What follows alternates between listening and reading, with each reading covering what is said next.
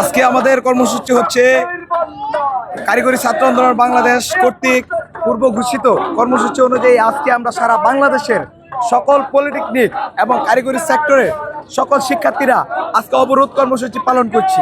এর উদ্দেশ্য হচ্ছে আমাদের কারিগরি সেক্টর এবং ডিপ্লোমা এবং বিএসসি সেক্টর অর্থাৎ ডিপ্লোমা প্রকৌশলী এবং বিএসসি প্রকৌশলীদের মধ্যে যে চলমান যে সংঘর্ষ চলছে এই নিরসনের জন্য যে কমিটি গঠন করা হয়েছে, আমরা দেখতে পাচ্ছি যে ওই কমিটি পুরোটাই আমাদের বিরুদ্ধে অবস্থান নিচ্ছে।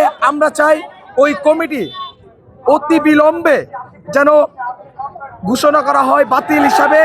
আমরা এরই পরিপ্রেক্ষিতে আমরা সারা বাংলাদেশে আজকে অবরোধ কর্মসূচি পালন করছি। আছেন যে আমরা যে আজকে আন্দোলনের আয়োজন করেছি, এখানে মূল উদ্দেশ্য হচ্ছে উপসহকারী প্রকৌশলী পদ নিয়ে। উপসহকারী প্রকৌশলী পদ মূলত এটা ডিপ্লোমা ইঞ্জিনিয়ারদের জন্য তৈরি করা হয়েছে, কিন্তু আমাদের বিএসসি ইঞ্জিনিয়ার ভাইরা এই পদে অংশ হিসাবে একটা অবৈধ কমিটি ঘোষণা করা অবৈধ কমিটি তৈরি করেছে। কিন্তু আমরা অনতিবিলম্বে এই কমিটিকে বাতিল ঘোষণার জন্য আজকে আমরা সবাই এখানে জড়ো হয়েছি। ইনশাআল্লাহ গতকাল এবং গত 2 দিন আগে আমরা যে কর্মসূচি দিয়েছিলাম, এর মধ্যে একটি কর্মসূচি ছিল হচ্ছে মশাল মিছিল। মশাল মিছিলে হবিগঞ্জে আমার ভাইদের উপর আঘাত করা হয়, সেনাবাহিনী কর্তৃক আমার ভাইদের উপর আঘাত করা হয়। আমার ভাইদের আঘাতের প্রতিবাদে আমরা আজকে ব্লকেট কর্মসূচি পালন করছি। কারিগরি ছাত্র আন্দোলন বাংলাদেশের সকল পলিটেকনিক ব্লকেট কর্মসূচি পালন করছে।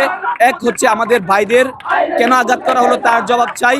দ্বিতীয়ত হচ্ছে আমাদের এই যে কমিটি গঠন করা হয়েছিল, যে অবৈধ কমিটি অবৈধ রায় দিয়েছে, এই কমিটি আমরা বিলুপ্ত চাই।